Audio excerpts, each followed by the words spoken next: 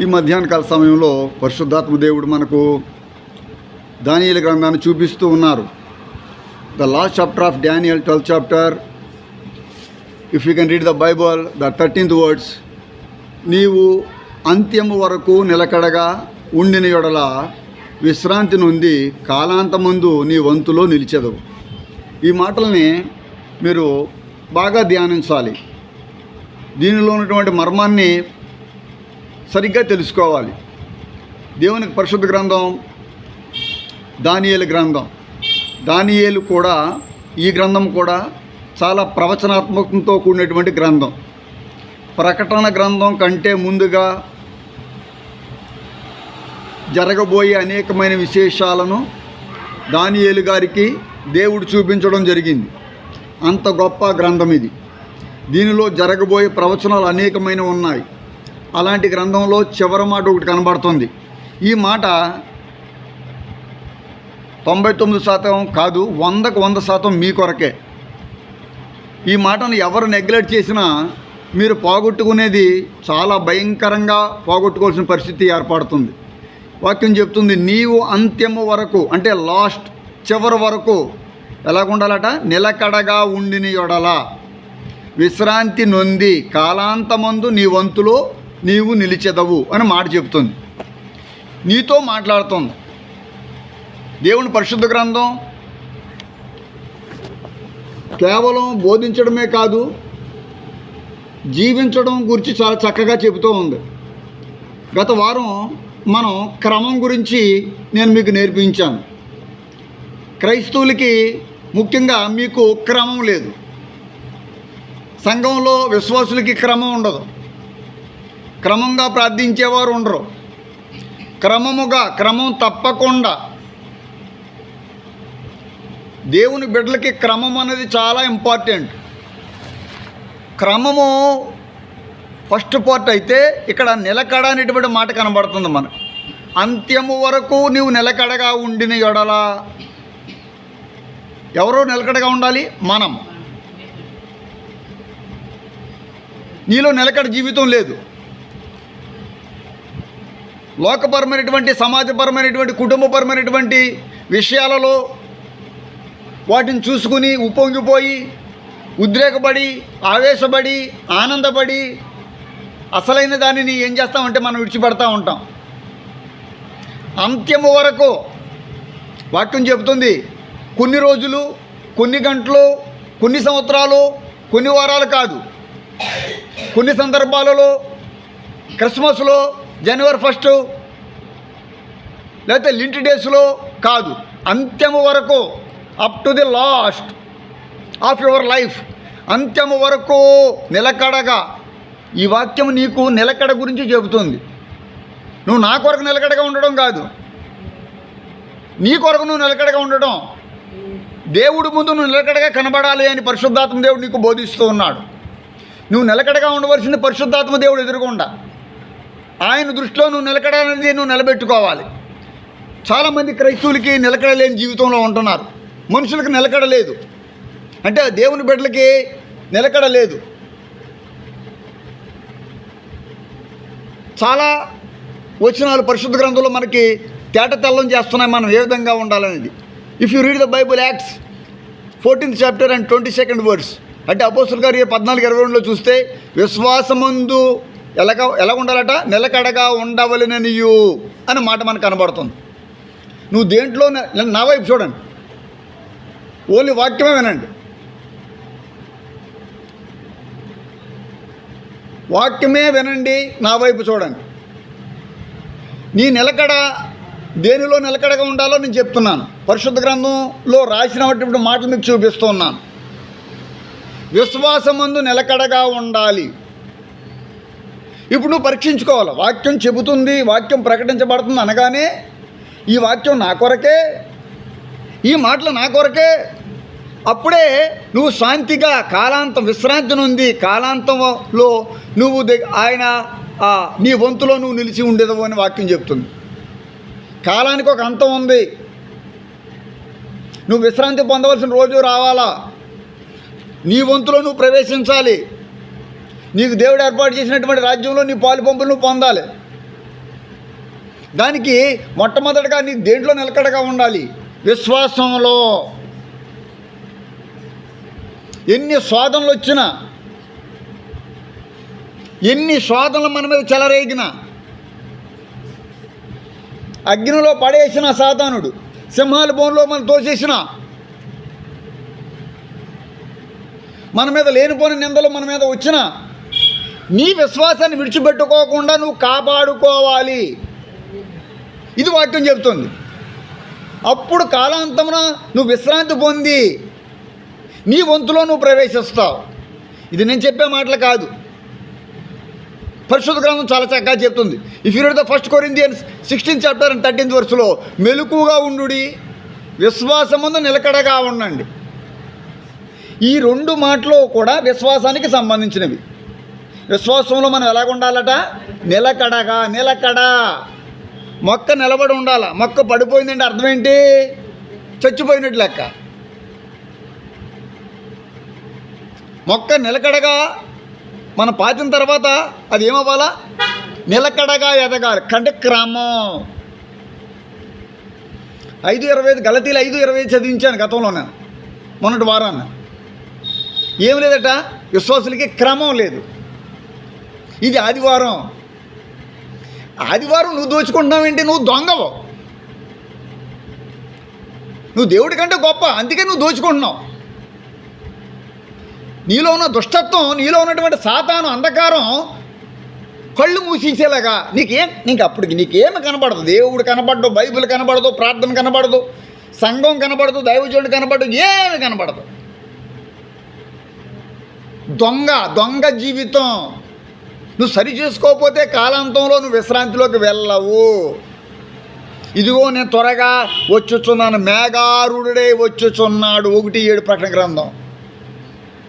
నేను దేవుడు ఎలాట? మేఘారుండుడే వచ్చుచున్నాడు. నీ క్రియలు, నీ విశ్వాసం, నీ సహనం, నీ పరిశుద్ధత అన్ని దేవుడు చూస్తాడు, అన్నిటికీ లెక్క పెడతాడు. వాక్యం చెప్తుంది. కనుక విశ్వాసాన్ని పెంచుకుని నీ విశ్వాసం నిలకడగా పెరగాలి తప్ప తరగకూడదు. విశ్వాసులు ఎలా ఉంటారో తెలుసండి? 4 మాటలు వచ్చేటప్పటికీ ఇంకా వాళ్ళకి ఇంకా వాళ్ళ ఇష్టం అనమాట. 4 మాటలు. ఎన్ని రోజులు, ఎన్ని సంవత్సరాల నుంచి మేము పరిచయం చేస్తున్నాం, ఎన్ని మాటలు నేను మీకు చెప్పాను. చెప్పిన వచనం ఇప్పటివరకు నా జీవితంలో ఎక్కడా చెప్పలేదు. ఒక వచనం చూపించిన వచనాన్ని నా జీవితంలో ఏ ప్రాంతంలో మళ్ళీ ఈ వాక్యం మళ్ళీ నేను చెప్పను. కొన్ని వందల చోట్లకి వెళ్ళి వాక్యం చెప్తాను. ఎంత వాక్యం మాకు తెలిసి ఉంటుంది. కానీ ఎప్పుడైనా మేము ఏమన్నా మా ఇంత వ్యక్తి లేడని చెప్పుకుని వచ్చామా? మా ఇంత వ్యక్తి లేడని నేను ఎవరితోనే ఎక్కడైనా నా ప్రవర్తనలో కానీ కనబడిందా? బైబిల్ చదవడం వస్తే చాలు, ఇంకా వాళ్ళని పట్టుకోలేకపోతున్నాం. బైబిల్ చదవడం వస్తే, లేకపోతే 2 మాటలు వినేసి అవి మళ్ళీ తిరిగి చెప్పడం, అది కాదు గొప్పతనం. నీ విశ్వాసంలో నువ్వు నిలకడగా ఉండటం నేర్చుకోవాలి. నిలకడేది? డబ్బులు లేకపోతే విశ్వాసం వస్తుంది మనకి. కష్టాలు పెరిగితే విశ్వాసం వస్తుంది మనకి. శోధనలు పెరిగితే విశ్వాసం వస్తుంది. అది కాదు విశ్వాసం. విశ్వాసం అంటే అది కాదు. విశ్వాసంలో నిలకడగా గూర్చి వాక్యం ఇలాగ చెబుతూ ఉంది. అపోస్తులు 14:22 కానీ, 1 కొరింథీ 16:13 కానీ, మెలకువగా ఉండుడి, విశ్వాసమందు నిలకడగా ఉండండి. మెలకువ, కాన్షియస్నెస్ ఉండాలి. ఈవేళ ఆదివారం, ఈవేళ మంగళవారం, ఈవేళ మరి లేకపోతే శుక్రవారం, దేవుడు ఈ దినం నాకు ఇచ్చాడు, ఈ సంవత్సరం నాకు ఇచ్చాడు. ఒక ప్రవచనం ఇలా చెప్తున్నాను, ఆ ప్రవచనం నెరవేర్పు జరిగిపోతుంది. 2 వారాలు అవ్వలేదు నేను చెప్పిన ప్రవచనం, నెరవేర్పు కనబడుతుంది. ఇప్పుడు మీరు నెరవేరుతున్న దాన్ని బట్టి సంతోషిస్తున్నాం, కానీ ఇక్కడ నెరవేరుస్తున్న దేవుడిని మర్చిపోయి నెరవేర్పు గురించి చెప్తున్నటువంటి దైవజనుడు దేవుడు సంఘాన్ని విడిచిపెట్టి, ఇదే నీ ప్రమాదంలోకి నిన్ను తీసుకెళ్తుంది. ఇది విశ్రాంతి నుండి నేను బయటికి గెంటి వేస్తుంది. విశ్రాంతిలో నీ వంతులో నువ్వు ప్రవేశించాలి అని వాక్యం చెప్తుంది. నీకు దేవుడు వేసిన వంతులోంచి నువ్వు బయటకు పోవద్దు. నీకు ఆశీర్వాదాల వంతు దేవుడు వేయచ్చు, దీవుల వంతు దేవుడు వేసి ఉండొచ్చు, కిరీటాల వంతు దేవుడు వేసి ఉండొచ్చు. వీటి నుంచి నువ్వు తొలగిపోకూడదు. విశ్వాసమందు నిలకడగా ఉండాలి అని వాక్యం చాలా క్లియర్గా చెప్తుంది. బెస్ట్ ఎగ్జాంపుల్ మనకు బైబిల్లో చాలా చూపించుకోవచ్చు, కానీ దానికి ముందుగా ఇంకొక వాక్యం కూడా చూపిస్తాను. If you read the Bible, Acts 13 chapter and 43 words, దేవుని కృపయందు నిలకడగా ఉండవలెనని హెచ్చరిస్తున్నాడు పౌలు గారు, అపోస్తులు. ఇందాక దేని యందు నిలకడగా ఉండాలట? విశ్వాసమందు. ఇక్కడ వాక్యం ఏం చెప్తుందో తెలుసా? కృపయందు. ఎవరి కృప?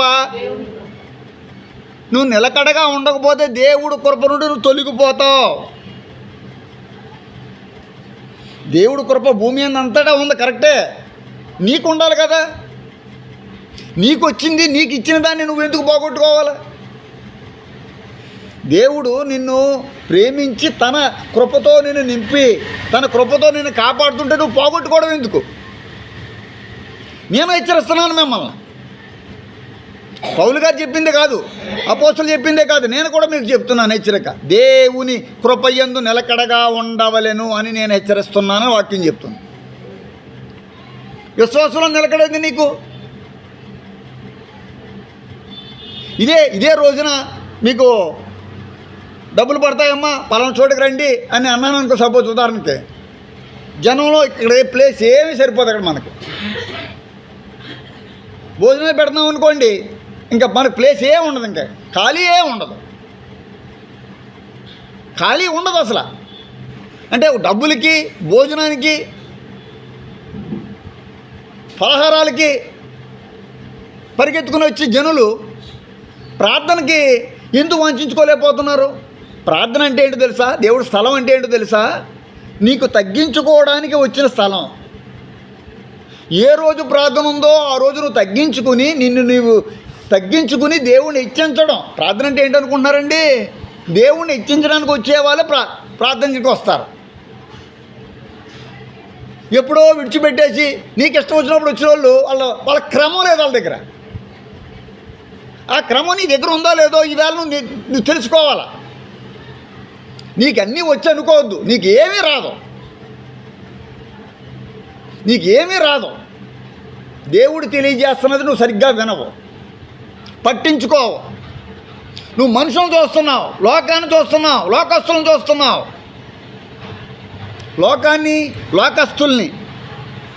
లోకస్తుల యొక్క ధనాన్ని, లోకస్తుల యొక్క బంగారాన్ని మనం చూస్తున్నాం. ఎవరిని చూడాలా? యేసు వైపు చూచి. ఎక్కడ చూస్తున్నావు నువ్వు? అన్ని విషయాల్లో నువ్వు ఎక్కడ చూస్తున్నావు? నీ పెళ్ళిలో చూస్తున్నావా? నీ పేరెంటంలో చూస్తున్నావా? నీ వ్యాపారంలో చూస్తున్నావా? నీ గృహంలో చూస్తున్నావా? నీ లోబట్టంలో దేవుడి వైపు చూస్తూ నేర్చుకుంటున్నావా? ఆయన శిష్యుల పాదాలను కడిగాడు. ఆయన పాదాలను కడిగినటువంటి పాపపు స్త్రీగా నువ్వు ఉండగలుగుతున్నావా? ఆయన కడించుకోవడమే కాకుండా ఆయన కడగడం జరిగింది. ఆయనలో ఉన్న తగ్గింపును అణిగి, దేవుని వాక్యం చెప్తుంది, నువ్వు వెళ్ళి అణిగి. హాగర్ గురించి చెప్పాం కదా, ఏముంటుంది హాగర్తో దేవుడి దూత? మాట్లాడకుండా వెనక్కి తిరిగి వెళ్ళి నీ యజమానురాలైనటువంటి సారా కింద అణిగి ఉండు, కపడదార్, జాగ్రత్త. నీలో ఏమాత్రం అనుకువ అనేది తగ్గిందా?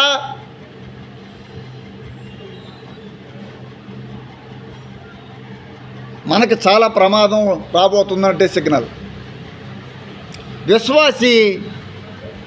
విశ్వాసంలో నిలకడగా ఉండకపోతే ఎట్లా? అలాగే దేవుడిచ్చిన కృపయందు నీవు నిలకడగా ఉండవాలి. దేవుని కృపయందు నిలకడగా ఉండాలి. దేవుని విశ్వాసమైందు నిలకడగా ఉండాలి. దేవుడు కృపయందు నిలకడగా ఉండాలి. ఆ కృప నీకు అనుగ్రహించబడింది. నా కృప నీకు చాలును అను. దేవుడు చెప్పిన మాట నీకు కూడా వస్తుంది. నీకు కూడా ఇట్ బిలాంగ్స్ టు యూ. కేవలం పౌలు గారితోనే కాదు, దేవుడు నీతో కూడా చెప్తున్నాడు, నా కృప నీకు చాలని.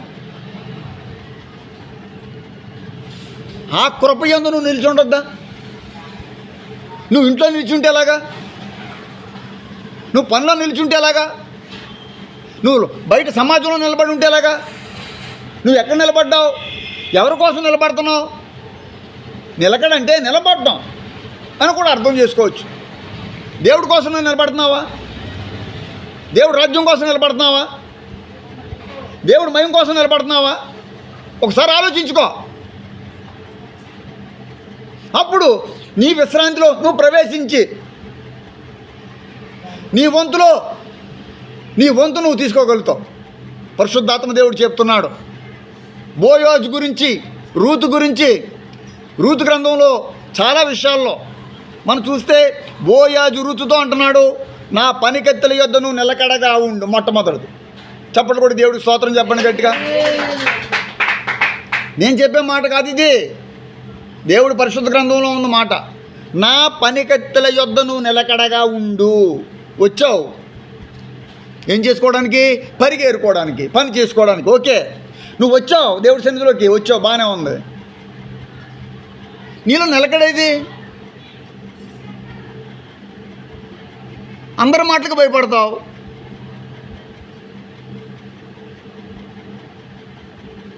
ఎవరేది చెప్పినా భయపడతావు. దేవుడు చెప్పిన దానికి నువ్వు భయపడవు. అమ్మ, దేవుడి సన్నిధిని నెగ్లెక్ట్ చేస్తున్నావు, నిర్లక్ష్యం చేస్తున్నావు, జాగ్రత్త అనేటప్పటికి ఏం పడాలండి? భయపడాల. ఇది అంతం కాలం వరకు ఉండాలా. ఈవేళ వినేసి తలకాయ ఊపెట్టేస్తే సరిపోదు. నేను చాలామంది చూస్తూ ఉంటాను, మనసులో నవ్వుకుంటాను. ఎందుకంటే ప్రవచనాత్మకంగా అనేక విషయాలు దేవుడు చెప్తూ ఉంటాడు. ఈవిడ ప్రవర్తన ఎలాగుంది, ఈవిడ పద్ధతి ఎలాగుంది అనేది మేము కనిపెడతాం.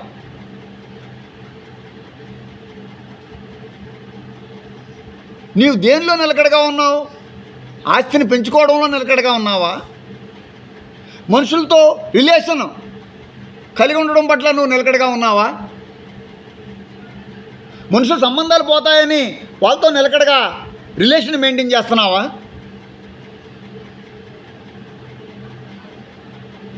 చాలామంది లోకస్తులతో నిలకడగా ఉంటారు, అందరితో మాట్లాడతారు, అంత స్థిరంగా ఉంటారు, క్రమంగా ఉంటారు. ఏది నీ క్రమం? సమయానికి రావు, పలానా రోజుకి రావో. దేవుడు నీ నుండి ఎన్ని తొలగించినా ఆ తొలగించిన దానికి దేవుడు లోటు తీరుస్తున్నా ఆయనంటే భయం లేదు మనకి. అమ్మో ఇలాగైతే ఏమైపోతుందో, అమ్మో ఇలాగైతే ఏమైపోతుందో, అలాగైతే ఏమైపోదో, ఇలాగైతే ఏమైపోదో. దేవుడి చెప్పిన మాట ప్రకారం నడుచుకోపోతేనే ఏమవుతాదో అనే భయం నీకు ఉండాలి. ఆ భయం లేదు. క్రమం ఏదండి? క్రమం ఏది? 5:25లో ఏం చదివించాను గలతీలో? చదువు ఒకసారి. గలతీలు 5:25లో ఏం చదివించాను? పరిశుద్ధ గ్రంథం ఏం మాట్లాడుతుంది? లేఖనాన్ని అనుసరించి Galatians 5th chapter and 25th verse ఏముంది? ఆత్మను అనుసరించి ఎలాగా? మరి ఏది క్రమం? ఏది నీ క్రమం? ఏది క్రమం అంటే ఏంటి? నీ ఇష్టానుసారంగా వచ్చి నీ ఇష్టానుసారంగా వెళ్ళిపోవడమేనా? నేను అడుగుతున్న మాటకి మీరు సమాధానం మీ దగ్గర ఉండాలి. మీ ఇష్టానుసారంగా వచ్చి మీ ఇష్టానుసారంగా వెళ్ళిపోవడమేనా? మీ దగ్గర ఒక ఆన్సర్ ఉండాలి. క్రమం అంటే ఏంటంటే ఎవరి సన్నిధిలోకి వచ్చావు? నువ్వు దొరబాబు దగ్గరికి, ఇమ్మానుయేల్ దగ్గరికి రాలేదు, ఆయన దగ్గరికి వచ్చావు. నువ్వు వస్తున్నది ఆయన దగ్గరికి, నా దగ్గరికి కాదు. క్రమం ఉందా నీ దగ్గర? నిలకడ ఉందా జీవితంలో? ఈ వాక్యం ఎందుకు చెప్తుందంటే నిలకడగా ఉండమ్మా, లేకపోతే పడిపోతావో. చెట్టు తెచ్చాం, గాలికి కొత్త చెట్టు, కొత్త మొక్క, గాలి వేస్తున్నాం పడిపోతుందేమో అని దాన్ని కర్ర పెట్టి గట్టిగా కట్టి పడిపోకుండా కాపాడుకుంటాం. నా పని నేను చేస్తున్నాను మిమ్మల్ని కాపాడడానికి. అయినా సరే నువ్వు క్రమంగా ఉండకపోతే, దేవుని యందు విశ్వాసంలో క్రమంగా ఉండకపోతే, దేవుడు కృపయందు నువ్వు క్రమంగా ఉండకపోతే, వాక్యం చెబుతుందిగా, రూతుతో అంటున్నాడు బోయేజు, నా పనికత్తెల యొద్ద నువ్వు నిలకడగా, నా దేవుడి సన్నిధిలో మీ దేవుడి సన్నిధిలో మీరు నిలకడగా ఉండొద్దా? దేవుడికి స్తోత్రం కలుగును గాక. నీ దేవుడి సన్నిధిలో నువ్వు నిలకడగా ఉండొద్దా? ఇప్పుడు ఇదే మాట నీకు దేవుడు చెప్తున్నాడు, క్లియర్గా చెప్తున్నాడే, నా పనికత్తెల యొద్ద నిలకడగా ఉండండి. వీళ్ళందరూ మీరందరూ మనమందరూ పరివారం అనుకుందాం. ఇప్పుడు దేవుడి పనిలో ఉన్న నా దగ్గర మీరు నిలకడగా ఉండొద్దా? మీరు ఆలోచించండి ఈ మాట ప్రకారమే. ఇప్పుడు ఏదైనా వచనం చూపిస్తే ఆ వచనం ఇంకా చూస్తున్నారు తప్ప ఆ వాక్యం వింటలేదు.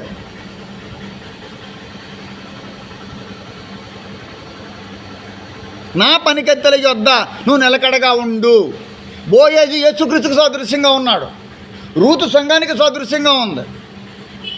ఇప్పుడు నీకు సాదృశ్యంగా చెప్తున్నటువంటి మాటలు, నువ్వు దేవుడి పనిలో నిలకడగా ఉండకపోతే నీకు వచ్చే ప్రమాదం దానియేలు గ్రంథంలో నేను చదివించడం జరిగింది. ఈ దానియేలు గ్రంథము last chapter 12th chapter and 13th వర్స్లో, నీవు అంత్యము వరకు నిలకడగా ఉండిన యొడల, నువ్వు ఉంటేనే ఏంటమ్మా, నువ్వు అంత్యం వరకు నిలకడగా ఉండిన యొడల, అంతే, ఉండిన యొడల ఉంటేనే విశ్రాంతి నొంది కాలాంతముందు నీ వంతులో నువ్వు ప్రవేశిస్తావు.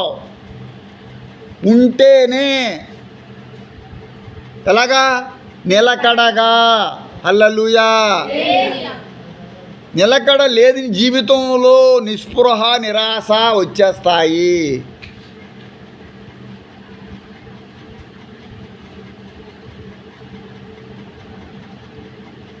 వాక్యం చాలా క్లియర్గా చెప్తుంది.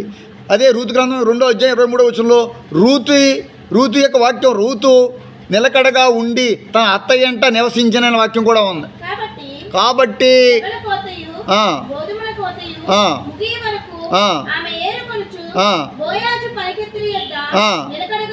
హల్లెలూయా, తన అత్తయ్యంట నివసించను. పోనీ ఈ మాటలు మనవి కాదు కదా, మన సొంత మాటలు కాదు కదా, పరిశుద్ధ గ్రంథంలో మాటలేనా? ఎక్కడుందట? ఆ పరిగె ఏరిటయందు. నువ్వు పరిగె ఎక్కడ ఏరుకుంటున్నావు? వాక్యం నీకు ఆదివారం వాక్యం ఏం చెప్పామంటే చెప్పలేవు, శుక్రవారం ఏ వాక్యం చెప్పామంటే మర్చిపోయినండి అయ్యారు అంటాం, మంగళవారం దేని గురించి మాట్లాడుకున్నామంటే ఏ సంఘం గురించి మాట్లాడుకున్నాం? నేను రోజు కూడా చెప్పలేదు. ఆ సంఘం గురించి అనగానే ఆ సంఘం పేరు రావాలి. లాస్ట్ ఇయర్ చెప్పిన మాటలు ఆవిడ చెప్తూ ఉంటుంది ప్రార్థనలోనే. లాస్ట్ ఇయర్ ఎప్పుడో జరిగిన సంఘటన గురించి ఆవిడ అలా ప్రార్థన చేస్తుంది. చాలా విచిత్రం. ఆవిడ వంతులో ఆవిడ ప్రవేశించినప్పుడు ఆవిడ కొరకు దేవుడు దాచిందే వంతు ఆవిడ పొందుతుంది. ఇది ఖచ్చితం.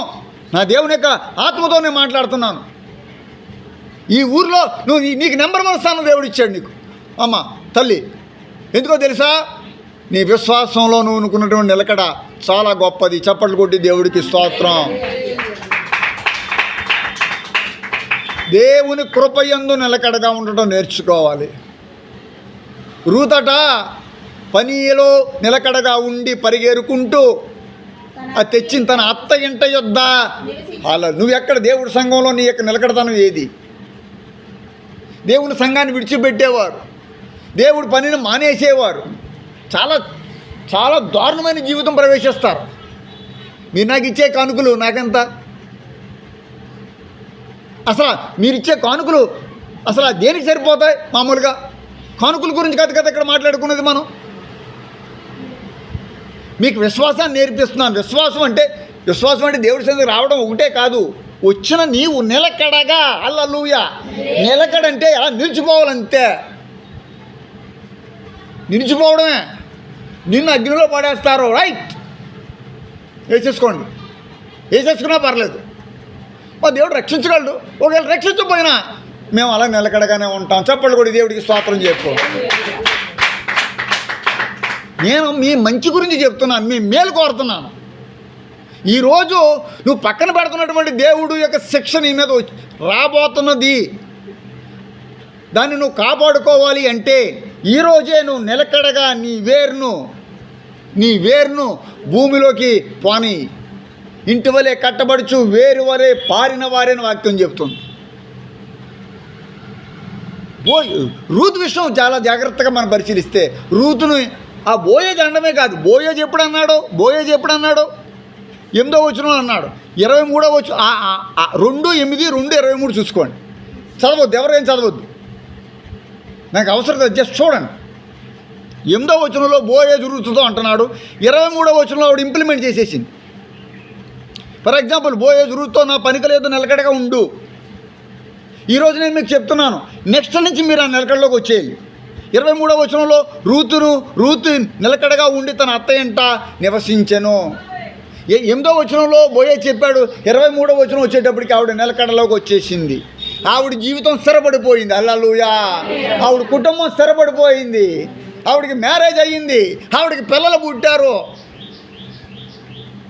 దావీదు కుమారుడుగాని పిలబడినటువంటి ఆ వంశావళికి ఆవిడ సూత్రధారాలు. ఒక అన్యురాలు, ఒక ఫిలిస్తీరాలు. దేవుని బిడ్డ ఈ రోజుని దేవుని వంశంతో, దేవుని వంశీకులతో కలిసిపోయింది. ఇశ్రాయేలు వంశాలతో కలిసిపోయింది.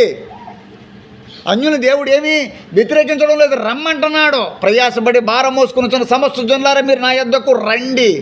కానీ వచ్చేవారికి ప్రవర్తన ఒకటి ఉండాలి. వచ్చిన తర్వాత నీ ప్రవర్తన మార్చుకోవాలా. వచ్చేయడం అంటే పొలోమని వచ్చేసి ఏదో చేతులు ఊపుకుంటూ వచ్చేయడం కాదు. ఒక బైబిల్తో రావాలి, ఒక పూర్ణ మనసుతో రావాలి, ఒక పూర్ణ హృదయంతో రావాలి. నన్ను ఆరాధించేవారు ఆత్మతో సత్యంతో. ఎందుకు వచ్చావు? ఆరాధించడానికి వచ్చావు. ఏం ఆరాధించావు? నువ్వు వస్తున్నావు, ఏం ఆరాధించావు? నీ మనస్సాక్షికి వదిలేస్తున్నాను నేను. నీ జీవితంలో నిలకడలేని జీవితం వలన నువ్వేం పొందలేకపోతున్నావు. నేను ఒకటి చెప్తున్నాను, మీలో నిలకడ జీవితం రావాలి. అసలు ఆరాధన ఇది నన్ను ఆరాధించువారు అంటున్నాడు. నువ్వు ఎక్కడ ఆరాధించావు? మేము ఆరాధించుకుంటున్నాం. మొదటిగా వచ్చి మేము ప్రార్థన చేసుకుంటున్నాం, మేము పాటలు పాడుకుంటున్నాం. నువ్వేం ఆరాధన చేసావు చెప్పు? పాటలు పాడావా? ప్రార్థన చేసి ఆరాధించావా? నీకు మనస్సాక్షి లేదండి? మనస్సాక్షి లేదమ్మా నీకు? అసలు ఇన్నిసార్లు గద్దించినా కూడా నీకు అసలు నీ మనసు అసలు మార్గం లేదమ్మా. నాకంటే ముందు నువ్వు రావాలా. నేను వచ్చిన తర్వాత మధ్యలో వస్తావేంటి నా దగ్గరికి? ఒక దైవజనుడి కంటే ముందుగా నువ్వు వచ్చి నీ దేవుడి సన్నిధిలో నువ్వు ప్రార్థన చేసుకోవాలి. అది నీ గొప్పతనం, అది నిలకడతనం. అంటే అది నీకు భయం లేదు. ఎవరంటే దేవుడంటే భయపడేవాడు దైవజనుడికి భయపడతాడు. దేవుడంటే భయం లేనుడు దైవజనుడికి భయపడ్డాడు. దైవజనుడి పై రూపం చూడకో. దైవజనుడిలో దేవుడు ఉన్నాడనే మాట మాత్రం నువ్వు మర్చిపోయావా, ఫినిష్ అయిపోయినట్టే లెక్క. ఫినిష్. నీ చాప్టర్ క్లోజ్. వాక్యం చెప్తుంది, బోయోజు రూతుతో చెప్పినటువంటి మాట చూపించాను. అంతేకాదు ఇంకా వాక్యాలు మనం చూస్తున్నప్పుడు, కొలస్సీని చూసినప్పుడు ప్రార్థన యందు నిలకడగా ఉండి కృతజ్ఞత గలవారై అనే వాక్యం చెప్తుంది. ఎన్ని నిలకడలు వచ్చాయి ఇప్పుడు? విశ్వాసమందు నిలకడగా, దేవుని కృపయందు ఉన్నావా నువ్వు? మూడవదిగా వాక్యం చూడొద్దు. వాక్యం మీరు ఇంటికి వెళ్ళిన తర్వాత మీకు కావాల్సిన వచ్చిన నేను చూపిస్తాను. ప్రజెంట్ నా మాట వినండి. ప్రార్థన యందు నిలకడగా ఉండి కృతజ్ఞత గలవారై. చాప్టర్ చెప్పాను, ఏ పుస్తకమో చెప్పాను అంతే. మీరు ఎక్కడో వెతుక్కోండి. వచ్చినదన్నీ చూపిస్తే మీకు అర్థం అవుతులేదు. మీరు చదివితే మీకు తెలుస్తుంది. ఏముందట? ప్రార్థన యందు నిలకడగా ఉండి. ఎవరు చెప్పిన మాట? సరే ఇప్పుడు టైం లేదు కాబట్టి చెప్తున్నాను. 4th chapter and 12th verse మాట చూడు. 4th చాప్టర్ 2nd వర్స్ చూడు. కొలస్సీయులకు రాసిన పత్రిక 4వ అధ్యాయం 2వ వచనం ఏముంది? ఏ విషయంలో? ప్రతి విషయంలో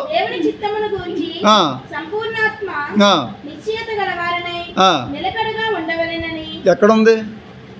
నేను చెప్పిన మాట దాంట్లోనా?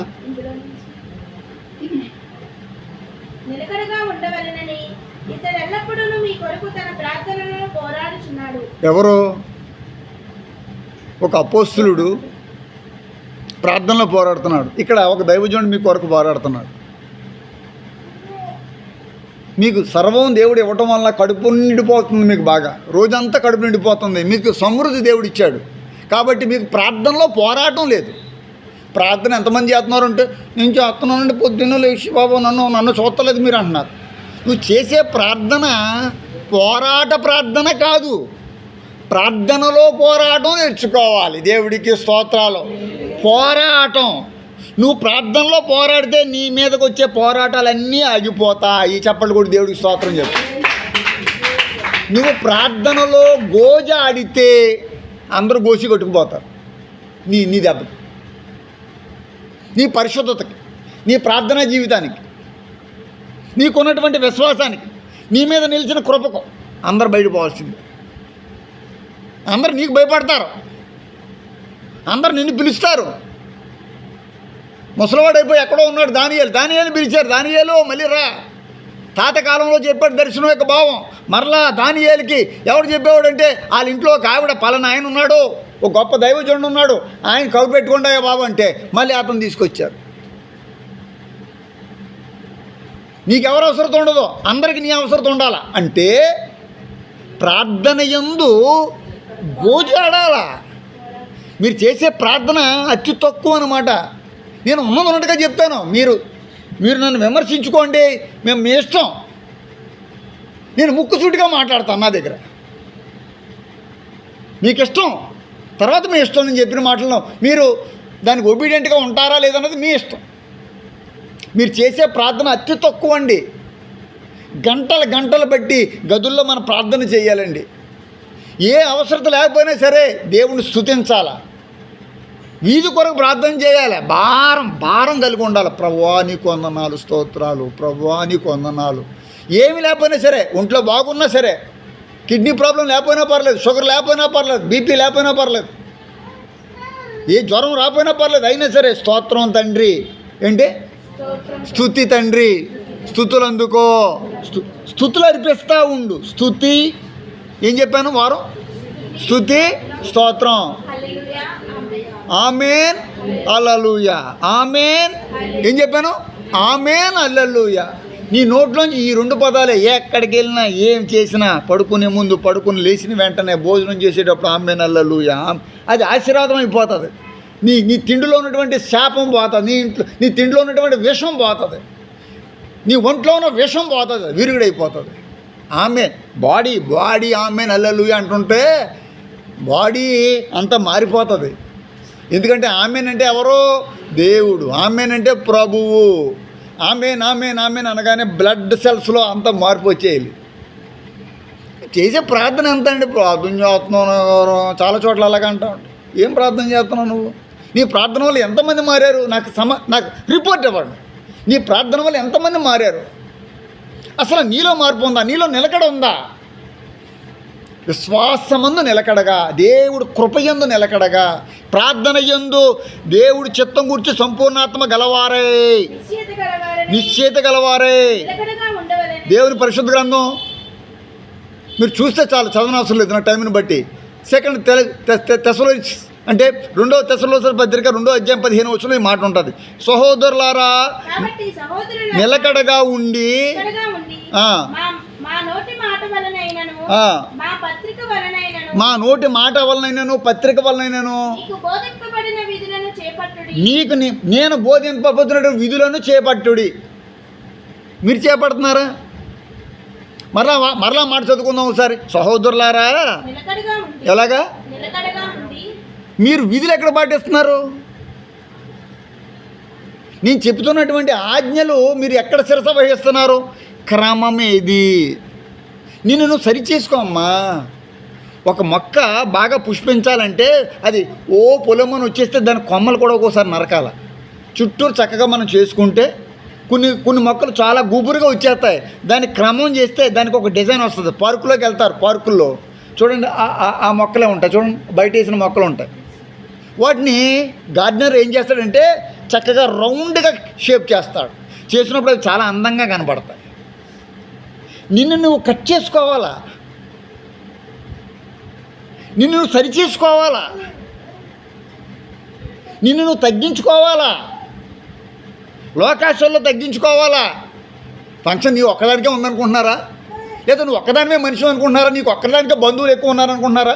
మీకైనా అన్ని ఊర్లో నీకు ఎంతమంది ఉంటారు బంధువులు? దానికి 100 రెట్లు ఉంటారు. నాకు 100 రెట్లు ఉంటారు. మీకు ఎన్ని ఊర్లు తెలుసు? నేను ఇండియా అంతా తిరిగాను, ఇండియా అంతా. నాకు ఎంతమంది స్నేహితులు ఉంటారనుకుంటారు మీరు? నేను ఎన్ని ఫంక్షన్లకు వెళ్ళొచ్చు? నేనే అలా తిరగాలంటే ఈ దేవుడి సన్నిధి ఏమైపోతుంది? దేవుడి మాటలు బోధించేవాడు ఎవడుంటాడు? ఒక ఆయన తీసుకొచ్చాను, అతను ఏమైనా బలపరుస్తాడేమో అని. అతనికి డబ్బే కావాలా?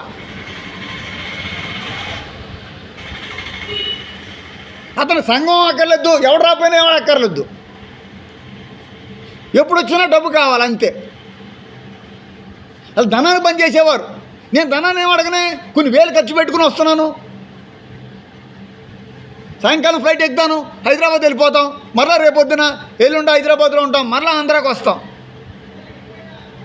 ఒకసారి ఫ్లైట్ ఎక్కడానికి ఒక 2 నెలల ముందు చేయించుకుంటే డబ్బులు తగ్గుతాయి, లేదంటే ఇప్పుడు 7,000 అవుతుంది. రాత్రికి ఎక్కే ఫ్లైట్ 7,500 హైదరాబాద్. ఈ మాటలను దేవుడి విధులు ఏం పట్టిస్తున్నావు? సహోదరులారా నిలకడగా ఉండి, మా నోటి మాటల వలన నేను రాసిన పత్రిక వలన నేను మీకు బోధింపబడిన విధులను ఏం చేయాలా? ఎక్కడ చేపడుతున్నారు? విశ్వాసంలో నిలకడగా ఉన్నారా? దేవుడు కృపయందు నిలకడగా ఉన్నారా? ప్రార్థన యందు నిలకడగా ఉన్నారా? దేవుని విధులు యందు ఎన్ని విషయాలు నిలకడగా ఉండాలో తెలుసా మీకు? అసలు ఏ విధమైన నిలకడ మీరు చూపించగలుగుతున్నారు? ఒకవేళ నిలకడగా మీరు ఉంటే మంచిది. మీకు దేవుడు వేసిన వంతులో మీరు భాగస్వాములు అవుతారు, మీరు విశ్రాంతి పొందుతారు. ఒకవేళ ఇంకా నిలకడ లేకపోతే ఈ వేళ నీకు వాక్యం ద్వారా దేవుడు హెచ్చరిస్తున్నాడు. తర్వాత హెచ్చరించడానికి టైం ఉండకపోవచ్చు, అవకాశం నీకు దొరకపోవచ్చు. దేవుని యొక్క స్థిరమైన పునాది ఉన్నది, నిలకడగా ఉంది. 2 తిమోతి 2nd చాప్టర్ 19th వర్డ్స్లో ఈ మాట మీరు చూడొచ్చు. అయినను అంతే. చాలా ఒక నిమిషం. ఇప్పుడు దేవుడు పునాది ఎలాగుంది? ఆయన పునాది నిలకడగా ఉంది. మరి మన పునాది ఎలాగ ఉండాలా? ఏ పునాది మీద మనం కట్టబడాలా? దేవుని వాక్యం అనే పునాది మీద కట్టబడాలా. నువ్వు దేవుడిలో చాలామంది దేవుడిలోకి ఎందుకు వస్తారో తెలుసా? లోకంలో స్థిరపడడానికి, పెళ్ళికి, పిల్లలకి, ఇల్లుకు, జనరల్గా ఉద్యోగానికి, కోర్టులో కేసుల్లో నెగ్గడానికి, విదేశీ ప్రయాణం కొరకు, కుటుంబ కలహాలలో. దేవుడి సన్నిధికి ఎందుకు వస్తారంటే అనారోగ్యంలో, ఆస్తి తగాదాల్లో దేవుడిని చూస్ చేసుకుంటారు యేసుప్రభుని. అది స్థిరం కాదు. దేవుడు పునాది, వాక్యం అనే పునాది మీద నువ్వు స్థిరంగా ఉండాలి. ఒక భవనం స్థిరంగా ఉండాలంటే భవనానికి ఏముండాలా? పునాది ఉండాలా. నీ పునాది ఉందా? నీకు బైబిల్ మీద, వాక్యం మీద నువ్వు పునాది వేసుకున్నావా? ఇప్పుడు మాకు వేయబడిన పునాది ఇంకా కదలదు. ఎందుకంటే తరతరాల నుండి, మా తాత ముత్తాతల నుండి దేవుని యొక్క వాక్య పరిచయలో మేము ఉన్నాం. అది అలా కంటిన్యూ అవుతూనే ఉంది. అందరూ ఉద్యోగాలుగా చేశారు, ఉద్యోగస్తులుగా పనిచేశారు, పెద్ద పెద్ద స్టేట్ లెవెల్లో వర్క్ చేశారు. ప్రతి ఒక్కరు దేవుడి సువార్త అందిస్తూనే వచ్చారు. నా దగ్గరకు వచ్చింది, నేను అందిస్తూ ఉన్నాను. ఎందుకంటే పునాది ఎక్కడ పడింది అనమాట. దేవుడికి స్తోత్రం. ఇప్పుడు నువ్వు పునాది నువ్వు వేసుకుంటేనా చూడు. ఇప్పుడు పునాది నువ్వు వేసుకుంటే నెక్స్ట్ నీ పిల్లలు నాకులాగా బలంగా చెప్పగలరు. మా తల్లులు పునాదులు వేశారు, పలానా ఆవిడ.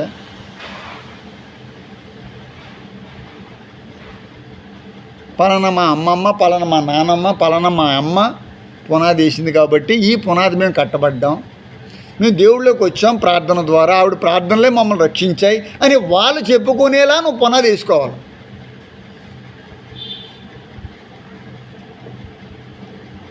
నా పిల్లలకి నేనేం ఇవ్వలేకపోతున్నాను అంటుంది ఒక ఆవిడ, సహోదరు రాజమండ్రిలో. ఏమి ఇవ్వక్కర్లేదు, దేవుణ్ణి ఇస్తే చాలు. దేవుడికి స్తోత్రం. దేవుణ్ణి ఇంట్రడ్యూస్ చేయి. బైబిల్ సంగమి, ఆవిడికి దేవుడి కృప గురించి మాట్లాడు. ఏమి లేదు, ఒక రోజంతా నువ్వు ఉపవాసం ఉండు, నీ ఇంట్లో మార్పు రాబోతున్నాను అడుగు. ఒక రోజంతా ఏ పని చేయకుండా, ఎక్కడికి వెళ్ళకుండా, మోకాలపై ఉండి నువ్వు కన్నీటితో ప్రార్థన చేయి. నీ ఇంట్లో మార్పు ఈ నెల దాటిన వెంటనే నీ ఇంట్లో మార్పు వస్తుంది. అద్భుతం అనేది ఎక్కడో లేదు, నీ మారు మనసులోనే ఉంది. పరిశుద్ధాత్మ దేవుడు బోధిస్తున్నాడు. అద్భుతం అనేది ఎక్కడో లేదు, ఎవడో ఇవ్వక్కర్లేదు, దేవుడు నీకు ఆల్రెడీ ఇవ్వబోతున్నాడు. అది నీ మారు మనసులో ఉంది. నువ్వు నిలకడగా దేవుడి వైపు, అసలు ఎన్ని శోధనలు వచ్చినా నేను గుడి మానేస్తాను, నేను ఈవేళ గుడికి వెళ్ళను, నేను కోపం ఇచ్చాను, పలానా వచ్చావుడు నా మీద నాకు పితురులు పెడుతుంది, నా మీద లేనిపోని చెప్తున్నారు, లేకపోతే ఇంకొకటి, ఇవన్నిటినీ మర్చిపోండి. ఇవన్నీ పని చెయ్యవు, వీటినన్నిటినీ మనం ఆలోచించకూడదు. నా మీద దుమారం లేపిన వాళ్ళు కాళ్ళు పడిపోయి ఇళ్లలోంచి బయటికి రారు. ఇంకా అలా జీవితంలో ఏ డాక్టర్ వాళ్ళని స్వస్థపరచలేరు. నేను పబ్లిక్గా చెప్తున్నాను లైవ్లో. ఏ డాక్టర్ ప్రపంచంలో ఏ అమెరికా డాక్టర్ దగ్గరికి వెళ్ళినా కూడా నీ కాళ్ళు పనిచేయమంటాడు తప్ప. ఎందుకో తెలుసా? ఒక్కసారి దైవజనుడి మీద లేనిది పుట్టించింది ఎవడైనా సరే ఇంకా మళ్ళీ తిరిగి ఉండదండి. అది మీ మీదకైనా సరే, మీరు నిలకడగా నిలబడితే మీ మీద నిలబడిన వాళ్ళు కూడా అలాగే పోతారు. హల్లెలూయా, ఇది ఖచ్చితం. చెప్పండి కూడా దేవుడి స్తోత్రం చెప్పు. నా ఒక్కడి గురించే కాదు గొప్పగా చెప్పుకుంటున్నాను, మీరు అలా చెప్పగలగాలి. నా లైవ్లోకి వచ్చి మీరు చెప్పగలగాలి. అయ్యా మీరు చెప్పింది నిజం, నా మీదకి లేచిన వాళ్ళు, నన్ను నిందించిన వారు, నా పైన లేపోని మీద పెట్టిన వాళ్ళు అలాగే పోయారండి అని ఎప్పుడు చెప్తావు? నీ కాలమందు విశ్రాంతిలో నీ వంతు వస్తుంది. వాక్యం చెప్తుంది. వాక్యాన్ని నమ్మండి. వాక్యం పునాది మీద మీరు ఇంకేం వద్దు. బైబిల్ పట్టుకుని గుడికొచ్చేయి అంతే, ముసుకేసుకుని గుడికొచ్చేయి, ప్రార్థన చేయి. కానుకుంటే లేకపోతే మానే.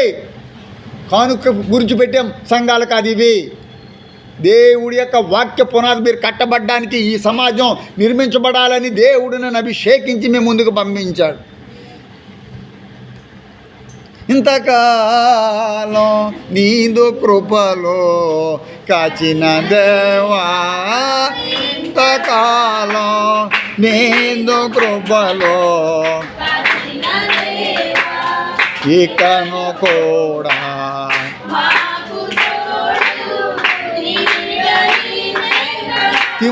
తిమోతి గురించి చెప్తాడు. బాబు నువ్వు చాలా జాగ్రత్తగా ఉండాలి నాయన. మొదటి తిమోతి 4:16 అంటాడు, పౌలు గారు అంటున్నాడు, నిన్ను గురించి జాగ్రత్త కలిగి,